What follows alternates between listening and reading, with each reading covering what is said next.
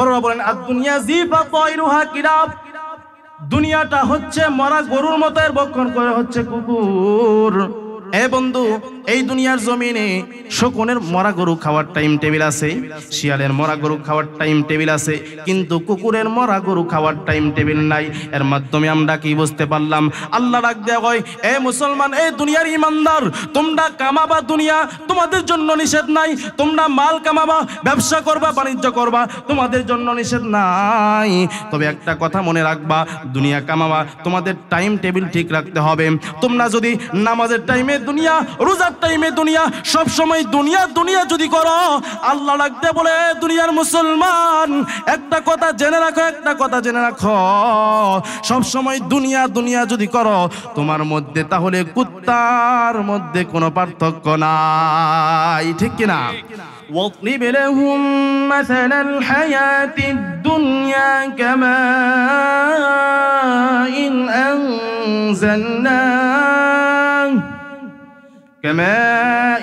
أنزلناه من السماء فاختلط به نبات الأرض فأصبح هشيما تذروه الرياح وكان الله على كل شيء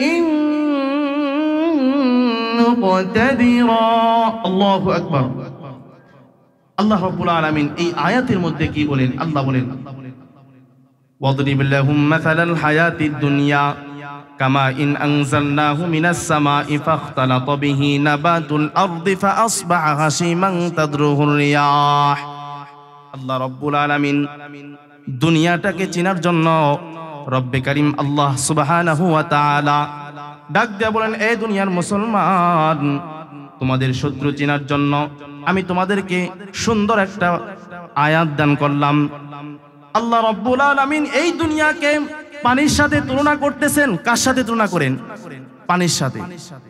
আল্লাহ বলেন, এই দুনিয়ার মুসলমান, পানির যে ধর্ম, দুনিয়ার একই ধর্ম। কয় পানির কি ধর্ম? পানির কি ধর্ম? আমি আপনাদেরকে একটা প্রশ্ন করতে চাই, আওয়াজ করে বলেন তো দেখি, পানি আমাদের জন্য ক্ষতিকর না প্রয়োজন? আওয়াজ করে বলেন, ক্ষতিকর না প্রয়োজন? কয় কত প্রয়োজন? কয় পানির অপর নাম হচ্ছে হায়াত, ঠিক কিনা? পানির অপর নাম হায়াত। আল্লাহ রাব্বুল আলামিন পবিত্র কালামের মধ্যে পানির অপর নাম হায়াত বলে ঘোষণা করেছেন। এ বন্ধু, আপনারাই কিন্তু বলেছেন পানির অপর নাম হচ্ছে হায়াত। পানি অত্যন্ত জরুরি। পানি পান না করলে মানুষ বাঁচবে না। পানি পান করতে হবে, একজন মানুষকে পানি পান করতে হবে। পানি পান না করলে একজন মানুষ বাঁচবে না। এ বন্ধু, পানি যেমন অত্যন্ত জরুরি, অত্যন্ত প্রয়োজন, কয় কোন সময় পর্যন্ত প্রয়োজন? কয় পানির প্রয়োজন কোন সময় পর্যন্ত? এই বন্ধু, আমি আপনাদেরকে একটা প্রশ্ন করতে চাই, পানি হায়াত, পানি প্রয়োজন, এই পানি যখন আস্তে আস্তে বাড়তে বাড়তে কোমর পর্যন্ত চলে আসে, এই বন্ধু বন্যার সময় হয়, তখন এই পানি আমাদের জন্য প্রয়োজন না বিপদের কারণ হইয়া দাঁড়ায়? এ বন্ধু, এই কোমর থেকে যখন বুক পর্যন্ত চলে আসে, তখন বিপদ বাড়ে না কমে? এই বন্ধু, বুক থেকে যখন গলা পর্যন্ত চলে আসে, তখন বিপদ বাড়ে না কমে? আমরা কি বুঝতে পারলাম? পানি আপনাদের জন্য, আমাদের জন্য অত্যন্ত প্রয়োজন, অত্যন্ত জরুরি। কিন্তু জরুরতের চেয়ে যখন বৃদ্ধি পেয়ে যায়, তখন আমাদের জন্য পানি বিপদের কারণ হইয়া দাঁড়ায়, ঠিক কিনা? এই জন্য আল্লাহ রাব্বুল আলামিন পানিকে দুনিয়ার সাথে তুলনা করতেছেন। আল্লাহ বলেন, ওয়াদরিব লাহুম মাতালাল হায়াতিদ দুনিয়া কামা ইন আনজালনাহু মিনাস সামাই ফাখতালাতা বিহি নাবাতুল আরদ। আল্লাহ রাব্বুল আলামিন দুনিয়াটাকে পানির সাথে তুলনা করতেছেন। আল্লাহ ডাক দিয়ে কই, এই দুনিয়া হচ্ছে পানির মতো।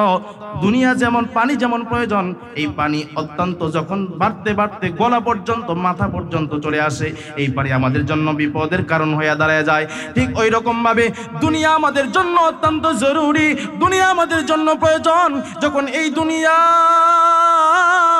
আমাদের প্রয়োজনের চেয়ে বেশি হয়ে যায়। যখন দুনিয়াটা কামাইতে কামাইতে নামাজ নাই, রোজা নাই, সব সময় যখন দুনিয়া নিয়ে আমি ব্যস্ত থাকি, দুনিয়া যখন প্রয়োজনের চেয়ে বেশি পেয়ে যায়, তখন আমার এই দুনিয়াটা ঠিক পানির মতো বিপদের কারণ হইয়া দাঁড়াইয়া যায়। ঠিক কিনা? তাহলে আমরা কি বুঝতে পারলাম? পানি আপনাদের জন্য অত্যন্ত জরুরি, অত্যন্ত প্রয়োজন। কিন্তু এই পানি যখন আমাদের প্রয়োজনের চেয়ে বৃদ্ধি পেয়ে যায়, তখন আমাদের জন্য বিপদের কারণ হইয়া দাঁড়াইয়া যায়।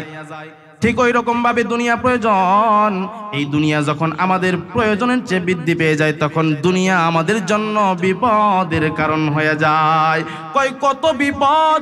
যার যত বেশি তার তত বিপদ, যার যত বেশি তার ঘুমাইতে ট্যাবলেট লাগে তত বেশি। ঠিক কিনা? দেখবেন কিছু কিছু মুসলমান ইমানদার, কিন্তু ঘরের মধ্যে ঘুম আসে না, ঘরের মধ্যে ঘুম আসে না, কুত্তার ল্যাঞ্জা একটা টানে। ঠিক কিনা? ঘুম আসে না, মাথা নষ্ট, মাথার মধ্যে কাজ করে না। এ বন্ধু, তাহলে আমরা কি বুঝতে পারলাম? দুনিয়া আমাদের জন্য অত্যন্ত প্রয়োজন, দুনিয়া আমাদের জন্য অত্যন্ত জরুরি। যখন জরুরতের চেয়ে বৃদ্ধি পেয়ে যায়, তখন দুনিয়া বিপদের কারণ হইয়া দাঁড়াইয়া যায়। মুহতারাম হাজরিন, তাহলে আরেকটা উদাহরণ আমি দেব। বড়রা বলেছেন, আদ-দুনিয়া জিফা তাইরুহা কিলাব, তাইরুহা কিলাব। দুনিয়া হচ্ছে একটা মরা গরুর মতো, যার বক্ষণ করে হচ্ছে কুকুর। যার বক্ষণ কে করে? কুকুর করে। মুহতারাম হাজরিন, আচ্ছা বলুন তো দেখি, মরা গরু শুধু কুকুর খায় নাকি অন্য অন্য পানিও খায়? অন্য অন্য পানি খায় না? মরা গরু শকুন খায়, মরা গরু শিয়াল খায়। তাহলে কুকুরের নাম কেন হইল? কুকুরের নাম কেন হইল? আচ্ছা আওয়াজ করে বলেন তো দেখি, শকুনে মরা গরু দিনে খায় না রাত্রে খায়? দিনে খায়। আর শিয়ালে মরা গরু রাত্রে খায় না দিনে খায়? শিয়ালে মরা গরু রাত্রে খায়। দেখবেন হুক্কা হুক্কা হু। তার মানে শিয়ালের মরা গরু খাওয়ার টাইম টেবিল আছে, শকুনের মরা গরু খাওয়ার টাইম টেবিল আছে।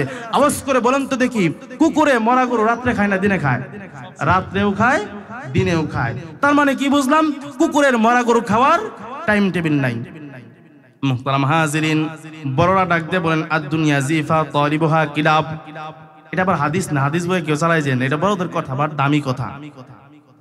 বড়রা বলেন, আদ-দুনিয়া জিফা তাইরুহা কিলাব। দুনিয়াটা হচ্ছে মরা গরুর মতো, এর বক্ষণ করে হচ্ছে কুকুর।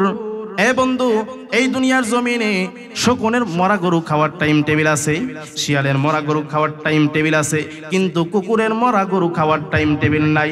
এর মাধ্যমে আমরা কি বুঝতে পারলাম? আল্লাহ ডাক দেয়া হয়, এ মুসলমান, এ দুনিয়ার ইমানদার, তোমরা কামাবা, দুনিয়া তোমাদের জন্য নিষেধ নাই। তোমরা মাল কামাবা, ব্যবসা করবা, বাণিজ্য করবা, তোমাদের জন্য নিষেধ নাই। তবে একটা কথা মনে রাখবা, দুনিয়া কামাবা, তোমাদের টাইম টেবিল ঠিক রাখতে হবে। তোমরা যদি নামাজের টাইমে দুনিয়া, রোজার টাইমে দুনিয়া, সব সময় দুনিয়া দুনিয়া যদি করো, আল্লাহ লাগতে বলে, দুনিয়ার মুসলমান, একটা কথা জেনে রাখো, একটা কথা জেনে রাখো, সব সময় দুনিয়া দুনিয়া যদি করো তোমার মধ্যে, তাহলে কুত্তার মধ্যে কোনো পার্থক্য নাই। ঠিক কিনা? তাহলে আমরা কি বুঝতে পারলাম? সব সময় দুনিয়া দুনিয়া যদি করি, তাহলে আমার মধ্যে আর কুত্তার মধ্যে কোনো পার্থক্য নাই। আওয়াজ করে বলেন তো দেখি, কুকুর শকুনে যে মরা গরু খায়, শকুনে যে মরা গরু খায়, একটা বিষয় লক্ষ্য করবেন, মরা গরুর হাড্ডি খায় না গোস্ত খায়? আওয়াজ করে বলেন, মরা গরুর হাড্ডি খায় না গোস্ত খায়? গোস্ত খায়, খাওয়ার জিনিস খাইছে, দোষ নাই। শকুনে কি খায়? হাড্ডি খায় না গোস্ত খায়? কুকুরে কি খায়? গোস্ত খায় না হাড্ডি খায়? হাড্ডিও খায়, গোস্ত খায়। যেটা খাওয়ার জিনিস সেটাও খায়, যেটা খাওয়ার জিনিস না এটাও খায়। আল্লাহ ডাক দেখো, এ দুনিয়ার মুসলমান, তোমাদের মানের মধ্যে দুটি আমি ভাগ করেছি, একটি হচ্ছে হালাল, আরেকটি হচ্ছে হারাম। হালাল তো খাওয়া যায়, কিন্তু হারাম খাওয়া যায় না। আল্লাহ ডাক দিয়ে কই, তোমরা যদি হালালও খাও, হারাম খাও, কুত্তা যেমন খাওয়ার জিনিস, হাড্ডি খাওয়ার জিনিস না, এটাও খায়, গোস্ত খাওয়ার জিনিস এটাও খায়। তোমরা যদি হালালও খাও, হারাম খাও, তোমাদের মধ্যে আর কুত্তার মধ্যে কোনো পার্থক্য নাই। ঠিক কিনা? মুহতারাম হাজিরিন, এই জন্য আমাদেরকে বুঝতে হবে, দুনিয়া দুনিয়া দুনিয়া দুনিয়া করতে করতে যদি আমি আমার পুরা জীবনকে যদি পাড়ি দিয়ে দেই, রবের কাছে যদি আমি মাথা না নত করি, রব যেইভাবে বলেছেন, শরিয়া যেইভাবে বলেছেন, ওইভাবে যদি আমি না চলি, তাহলে আমাদের এই দুনিয়ার মধ্যে কাল হাসরের ময়দান কি হিসাব দিব, সেই দুনিয়ার মধ্যে যদি আমি সেই হাসরের ময়দানের আমার সমস্ত আমল নামা যদি দুনিয়া থেকে ঠিক না করতে পারি, আল্লাহ রাব্বুল আলামিন আমাদেরকে ধরবেন। এ বন্ধু, আমরা তো শুধু দুনিয়া দুনিয়া করি, অথচ সাহাবায়ে একরাম রাদিয়াল্লাহু তাআলা আনহু যারা ছিলেন তারা দুনিয়া কেমনে ছেড়ে দিয়েছেন, তারা দুনিয়াকে কেমনে পদদলিত করেছেন। আমি ছোট্ট একটা ইতিহাস বলে আমি শেষ দিব ইনশাআল্লাহ। মুহতারাম হাজিরিন, হযরত সাঈদ ইবনে আমির আল জুমাহি তিনি একজন শাসক ছিলেন। হযরত ওমর ফারুক রাদিয়াল্লাহু তাআলা আনহু সাঈদ ইবনে আমির আল জুমাহিকে হিমসের গভর্নর হিসেবে নিযুক্ত করেছিলেন। সাঈদ ইবনে আমির আল জুমাহি হিমসের গভর্নর ছিলেন। তখন সাঈদ ইবনে আমির আল জুমাহির ওই জায়গাতে একজন কাফেলা ওমরের কাছে আসলেন।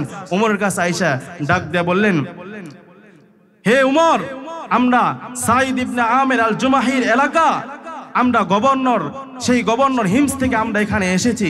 হযরত ওমর রাদিয়াল্লাহু তাআলা আনহু বললেন, তোমরা যেহেতু কাফেলা এসেছো, তোমরা একটা গরিব দুঃখী লিস্ট করো। হযরত সাঈদ ইবনে আমির আল জুমাহির নাম ওই গরিব দুঃখী লিস্টের মধ্যে সর্বপ্রথম তার নাম ছিলেন। হযরত ওমর ফারুক রাদিয়াল্লাহু তাআলা আনহু যখন দেখলেন, দেখে সঙ্গে সঙ্গে বললেন, আমিরুকুম ফাকিরুকুম, তোমাদের আমির ফকির নাকি? তারা বললেন, বালা আমিরুনা আফকারুনা, আমাদের আমির শুধু ফকির না, আমাদের আমির শুধু গরিব না, আমাদের ওই অঞ্চলের মধ্যে হিমসের মধ্যে যত মানুষ আছে সমস্ত মানুষের মধ্যে সবথেকে গরিব মানুষ হচ্ছে আমাদের আমির। তখন হযরত ওমর ফারুক রাদিয়াল্লাহু তাআলা আনহু খুশি হইয়া এমন ভাবে চিৎকার করে উঠলেন, হায় আফসোস, হায়, এই রকম মানুষ এই যুগেও এত আল্লাহ ওয়ালা আছে, আমার তো বিশ্বাস হয় না। হযরত ওমর ফারুক খুশি হইয়া 100 স্বর্ণ মুদ্রা সেই কাফেলার কাছে দিয়ে দিয়েছেন। সুবহানাল্লাহ। তাহলে আমরা কি বুঝতে পারলাম? দেখেন তার যে রাষ্ট্র পরিচালনার যেই রকম, তার যেই আল্লাহ ভীরু, তার যে আল্লাহ তাআলার ভয় অন্তরে ছিল, এটা আমাদের জন্য শিক্ষণীয়। আল্লাহ রাব্বুল আলামিন আমাদের সকলকে এই আলোচনার উপর আমল করার তৌফিক দান করেন। আমিন।